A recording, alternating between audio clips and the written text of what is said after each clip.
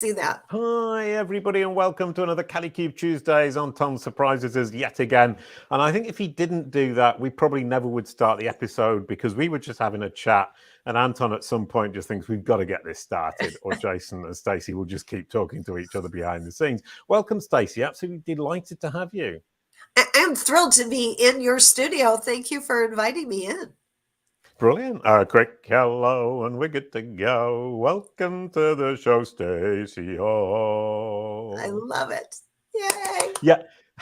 I got a comment the other week about the vibrato, and when I do the vibrato, it's when I'm not 100% sure about the melody. And given that I've sung that song literally must be 700 or 800 times now, I should really have got the melody nailed. Anyway, welcome. We always start the show with that welcome and then the brand SERP. So we'll start with that because today we're going to be talking about how to make sales by staying in your comfort zone. I love that because I like to stay in my comfort zone, and obviously I like to make sales as well. And if I can do both at the same time, I'm a happy guy. So I looked at your brand SERP, and first of all, I looked in the UK, and you're obviously in America. And what we now see is how very different the understanding of Google of the probability is, and it's corrected me. It thinks I'm looking for Stacey Halls, who is an English writer. So in the UK, you don't even get a look in, and that knowledge panel is Stacey Halls, who I've never heard of before. And she's got a great knowledge panel, lots of books. That's obviously Google Books triggering that. And if anybody's interested in knowledge panels and brand SERPs, please do join our Facebook. This part of the show is always about knowledge panels and brand SERPs. But then I thought, Stacey lives in America, so let's look in America. And so the next screen is in America, and we get the right one. There's no correction with the S on the end.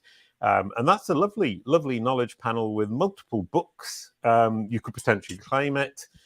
And it still gives me the Stacey Halls underneath, so I imagine she must be very famous, even in America. And your books are all about the topic of today, which is selling whilst, I would imagine, still being a nice person and remaining true to oneself. Is that about the size of it? Well, yes. If one wants to be a nice person, then yes, if that's in your comfort zone. But what it's really about is the fact that for too long, way too long, especially in the sales world, but of course outside, everyone always says, in order to be successful, you have to get out of your comfort zone, right? You hear it all the time. True. I thought about that one day for a long time, and I was like, wait a second. But my comfort zone is where my values are. My comfort zone is where I know what to do. My comfort zone is where my gifts are. My comfort zone is where I have confidence. So my comfort zone is my power zone. Why would I ever want to get out of it? And why are salespeople being taught to do this? So there was that thought. And then I came across a statistic that said about 3% of all people in sales make more than $200 a year. Millions of people in the sales profession, 3% make more than $200 a year. And it started to dawn on me, is it that they're being taught to get out of their comfort zone? And they're so busy putting their attention on trying to figure out a different way that they're consumed with that exploration. Ooh, I've got a really able to get out there and sell. Brilliant. And I mean, I've always been convinced that I do what I feel is right, and I do what I enjoy, and I try to move forwards being, in my words, true to myself. And I haven't made a fortune. We were talking about that early on with Anton. I keep almost making a fortune and not getting there. And I don't really mind. But I would love to be able to sell and remain where I am in my comfort zone. Before we do that, can we just really quickly go to the sponsors video? And then we'll come back to this topic because I've got a great question for you. Please join me every week on Kalicube Tuesdays. All these amazing guests every week. It's so much fun and so many intelligent people sharing so much valuable information and insights. Look at those faces. Delightful. Join us every Tuesday. Always produced in partnership with WordLift, who are an amazing AI company who provide the artificial intelligence you need to grow your traffic. And this week, I'm going to talk about getting a knowledge panel on Google with the Done For You service by Kalicube, and more specifically, Lisa, who is the team lead at Kalicube Pro, who is an absolute ace with Kalicube Pro SaaS platform, who will get a knowledge panel for absolutely anybody. All you need to do is ask.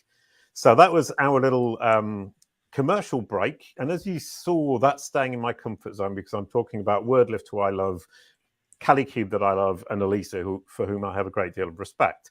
That's comfort zone. Would you agree? Yeah, absolutely. Absolutely. You can feel the passion. You can feel the intention. You can feel your reason for doing it. And that is the place we begin. When we are there, when we are that passionate about why and what we're offering to the world, then we'll do the other aspects of selling, which are figuring out who are the people who would be just as passionate, right? Or want to hear our passion, who have the problem that we want to solve and sell to, and then get out there and be consistent in serving that audience, just like you have been. Look at all those faces. You going consistently out and continuously offering suggestions and ways to solve problems that your audience has. So that is where we want to be consumed, right? With doing that, not with trying to figure out how to stop being myself. Yeah, I was actually thinking about that literally yesterday with a potential client who simply isn't enthusiastic and doesn't understand what a knowledge panel is, how complicated it is to actually change that knowledge panel. And I realized I actually don't really want to work with this person. So I don't really need to want to sell to that person. I need to go out and find who the people are who think knowledge panels are really exciting and fun and want to play on the knowledge panel playground with myself, Kalicube Pro, and Elisa, and the rest of the Kalicube team. Absolutely. And I want to learn more about it. I've just started learning about it. I want to learn more. And I had a conversation with a prospect yesterday. I had offered some information. She expressed interest. I asked her what was her most difficult aspect of social media marketing and sales. And she said, shout outs. So I offered to chat with her for 15 minutes to learn more about what she meant by a shout out. What she means is having customers give a shout out for the product. And I said, so what's the difficulty in getting people to do that? She said, well, I don't have customers. I don't mean to be laughing at her, but I'm like, yeah, well, that would be difficult then, right? So she said, so how do I get the shout out without customers? I said, you don't. You need to start. And I gave her my philosophy, my go for yes philosophy of how to attract those people. So you'll eventually get the shout outs. She couldn't get there. And so I said to her, she's in network marketing. So I said, do you know anybody who's doing this well? She said, my upline sponsor. I said, well, then why aren't you talking to your upline sponsor? I do all the time. And you're still having difficulty. Yes, because I don't know how she did it.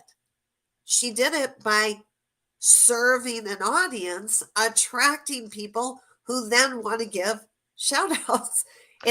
You got to start over here. So I understand her comfort zone would be having people just come to her. That's what most salespeople are. They're sales clerks. Right.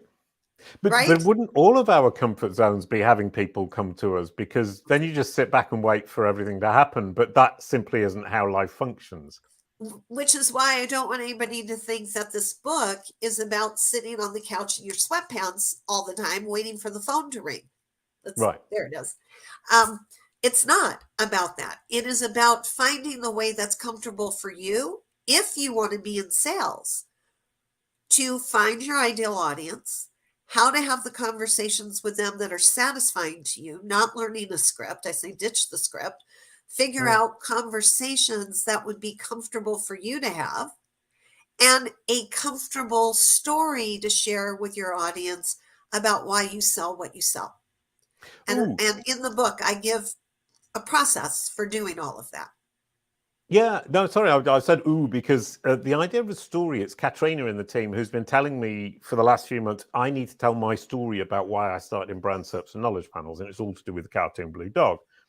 And that immediately creates this kind of bond or interesting story with which I'm comfortable and it makes sense is that when you search my name, it said Jason Barnard as a cartoon blue dog. And I thought I need to change that to be Jason Barnard as a digital marketer. And that story immediately creates a conversation. So Katrina's right. That's a great start. And more, if we think about the psychology of things, and this is the other thing that I get so agitated about when people teach that sales is psychology, but then they walk away from the psychology. We learned as children to pay attention through stories.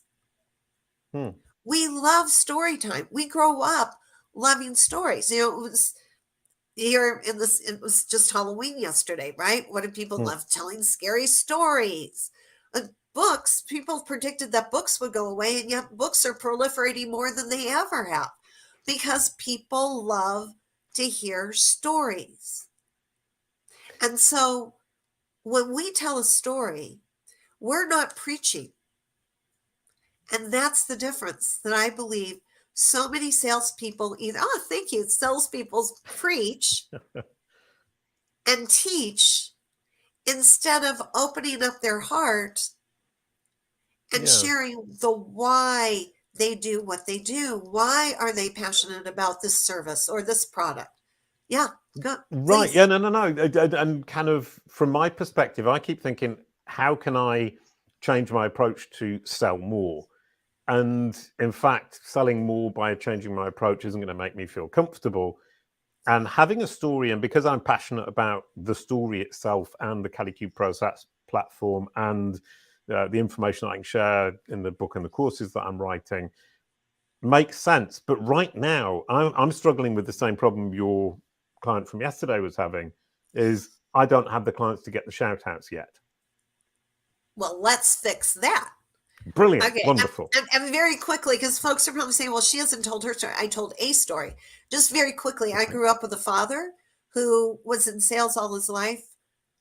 However, he didn't really enjoy sales. He just couldn't get a job doing what he wanted to do. And he loved people. He believed in the products. He did not love how he was taught to sell. And I watched it. And so when I came out into the world and realized it was time for me when I opened my own business to start selling, I said I was going to find a different way. So that's why I'm known as the Go for Yes gal, because I teach a process called how to go for the yes and not for the no. So how do we attract our ideal audience? We think about who we were. Sorry, can I just make a point about that story? It's delightfully simple, not terribly unusual. And yet I immediately feel much more comfortable with you. It doesn't have to be an exciting, interesting story like the cartoon blue dog. It can be a simple story that is fairly normal, and it still makes that difference in terms of the human interaction we're having. Yeah, because I could have gone the other way. I could have ran away from sales watching my father. But I felt his love for people, which I have as well. I just said there's got to be a better way. So thank you for saying that. It is. It's just a simple story. And it's really why I do what I do. So how do we attract our own ideal audience? How are you going to attract your ideal audience? We start by thinking about, why are we selling what we're selling? Right? Why is it important to us that we get that message out there? And here's a very sad statistic. 55% of salespeople, I'm pretty sure this came from Sales Hub, 55% are selling the wrong thing. They know they're selling the wrong thing. And how do they know? It's because they have no emotional attachment to it. Right. So, yes, emotional attachment is first and foremost. So, why are you emotionally attached to what you're selling? I'm emotionally attached to the whole thing is because I started 10 years ago. And when I started looking at brand search and knowledge panels, it struck me, it's astonishing that nobody else is looking at this. And 10 years later, still nobody's looking at it except me.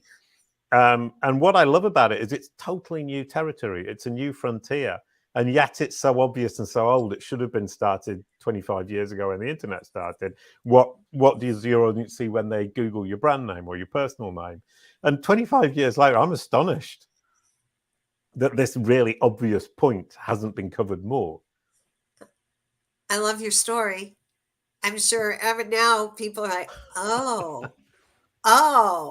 I get I'm it going, now. oh, as Oh, well. yeah. See, like you did for me, I'm saying I get it completely. And my eyes lit up, and it always does. Like when someone's out there breaking through myths or seeing the obvious that no one else has seen, I just think that is so phenomenal. So very phenomenal. Brilliant. Yeah, and Anton's just put up on the screen for the people who are listening to the audio version, Jason Barnard, the brand SERP guy. I've called myself the brand SERP guy in an attempt to brand myself and get the message out there so that people say, what does brand SERP mean? And then once they've said that, I can say it's what your audience sees when they Google your name or your brand name or your personal name or your music group name or your product name or your music album name. It doesn't matter. All of those are brand SERPs.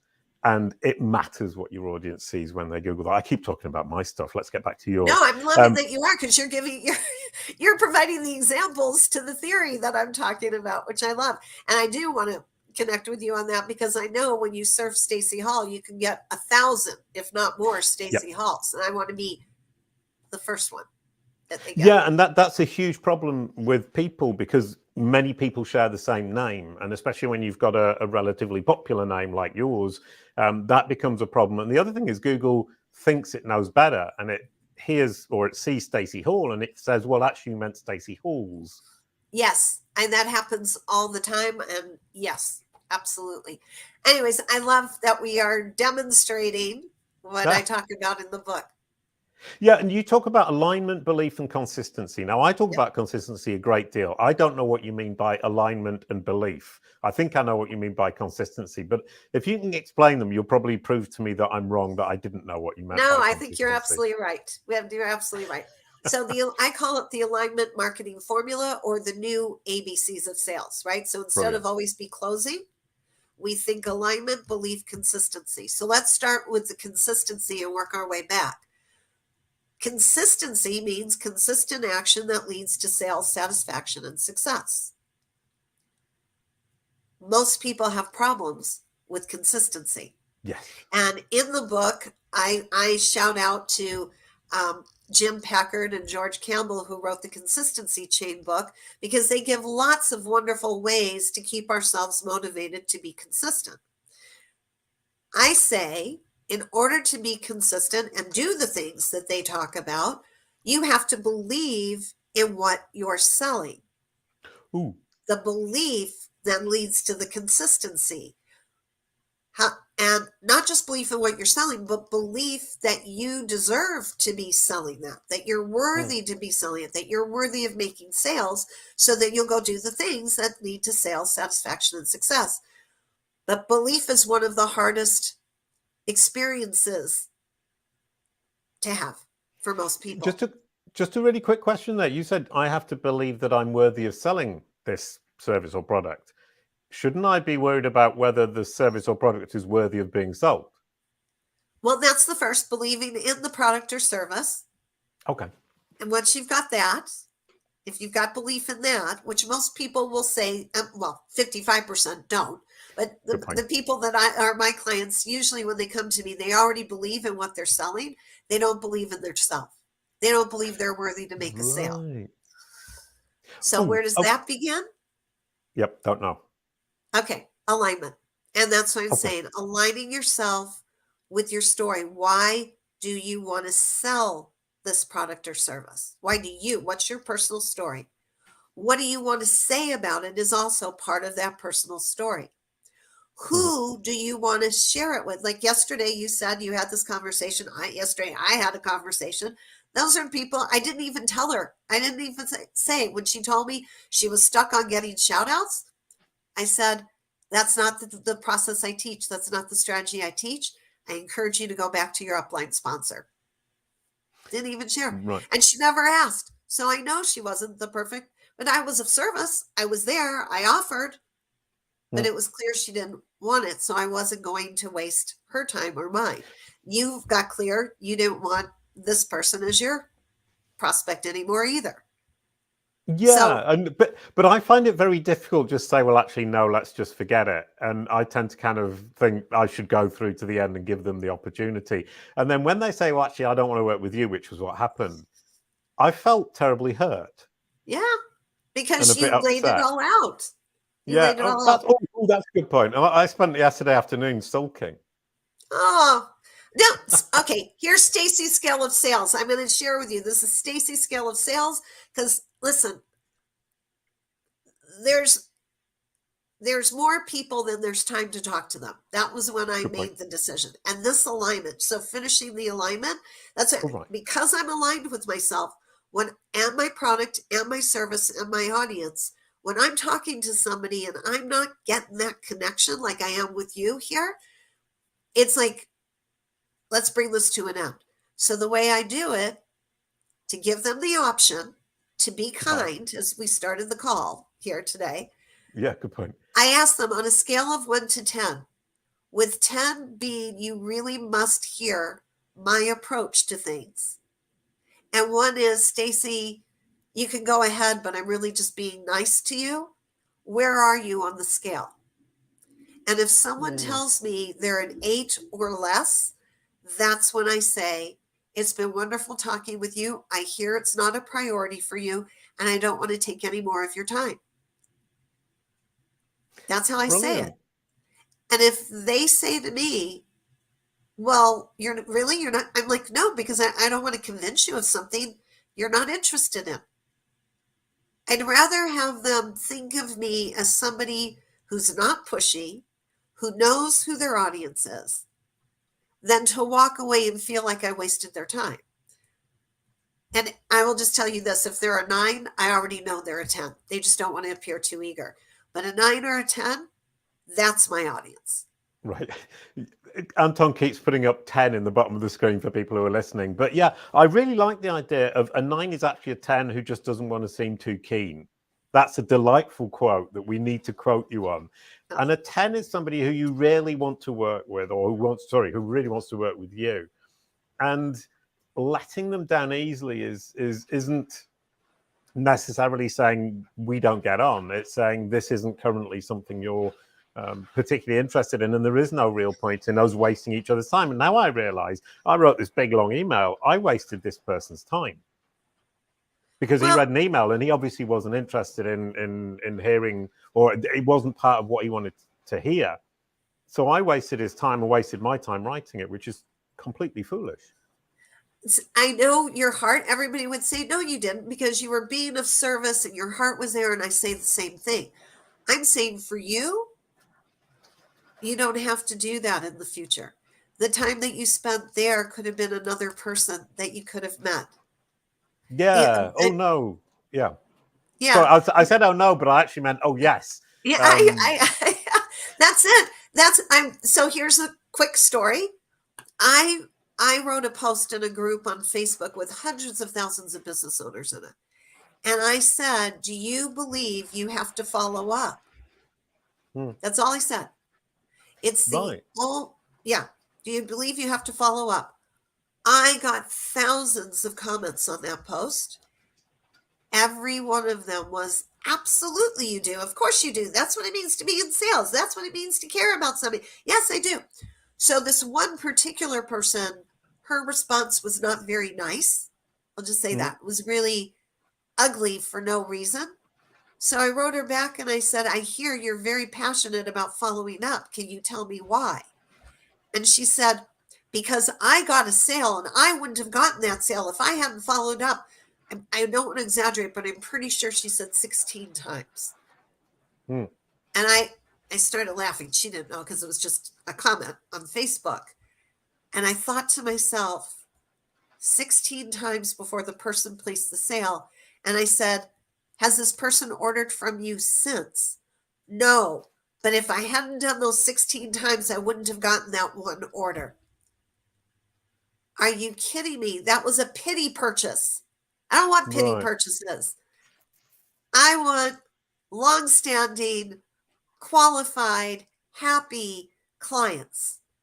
Right, and that is a very good point, because the long-standing happy clients are the ones who then give you shout outs and recommend you, and we're trying to work on that with our small client set. Is how do we make sure that the clients who are on board are happy, that they're in the same mindset as we are, and that when they talk about it to other people, they talk about it in the way that makes sense from our perspective, so that that person comes to us with the right expectation. Oh, I just made all that up off what you've said. Is when we're recommended 16, when we're recommended to somebody by a client, it's really, really, really much better if they come to us with the expectation of what we can actually deliver.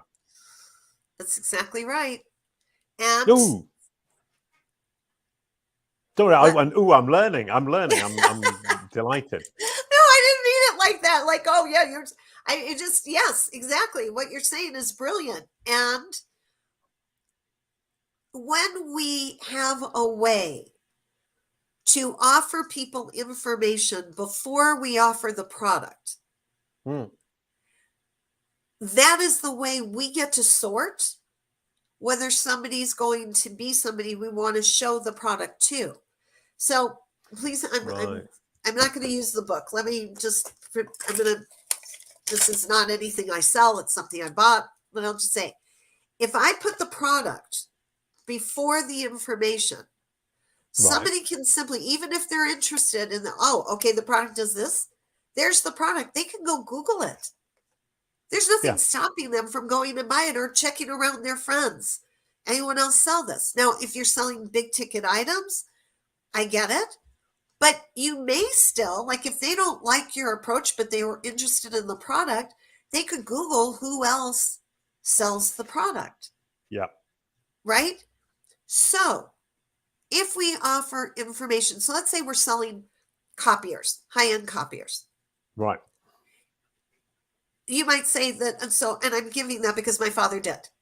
And he had a personal story because he could see how frustrating it could be. Like if a copier's not working well, it just slows down an entire operation, right? Like a copier could put a business out of business.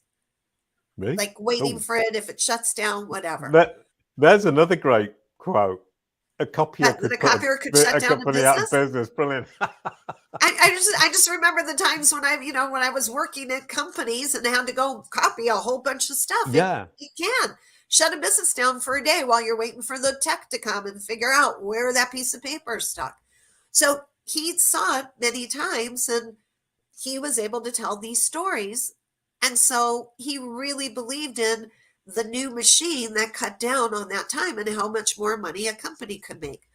Well, if he were to back then, if he had been allowed to put together, let's say, a little cheat sheet, things to do to keep your copier from breaking down,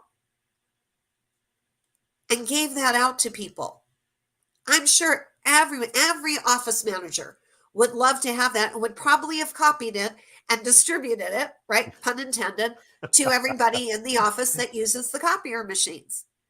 And if the logo's on there and his name is on there, and if something goes wrong, who are they going to call? Him. Brilliant. That's absolutely delightful. And what it does is it really neatly wraps up we've been building a PDF download, a free PDF download of how to build your knowledge panel. And it's free and you don't need us. And it's a really simple system and it's a checklist. And we're about to release it. And that's exactly the plan, is everybody can use it. Everybody needs it. Everybody will share it. Our logo is on there. And when they do need help, they'll come to us.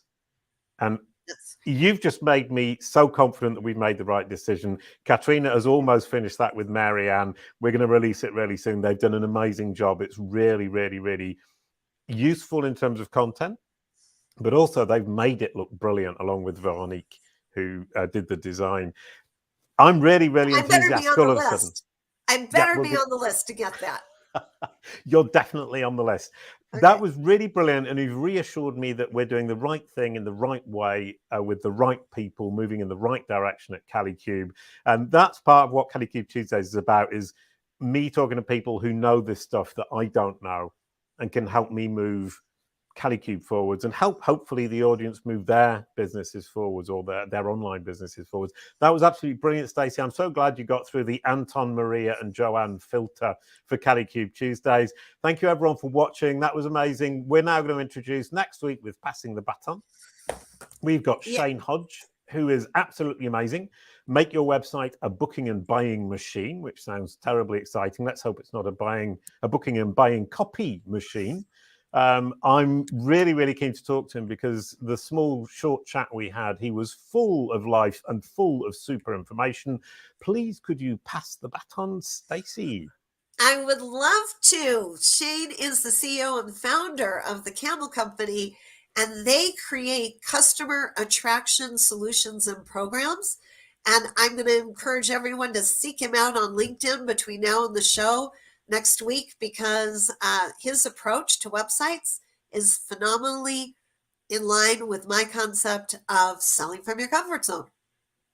Brilliant. Stacey, who did some research and knows that he's not on Twitter, he's on LinkedIn. He's got a really great approach. He uses Doodah. Anton is working with Doodah. So all of this makes us a big, happy four-person family. Thank you, everyone, for watching. And we'll see you next time. And I'm not going to forget the song. A quick goodbye to end the show. Thank you, Stacey. Thank you.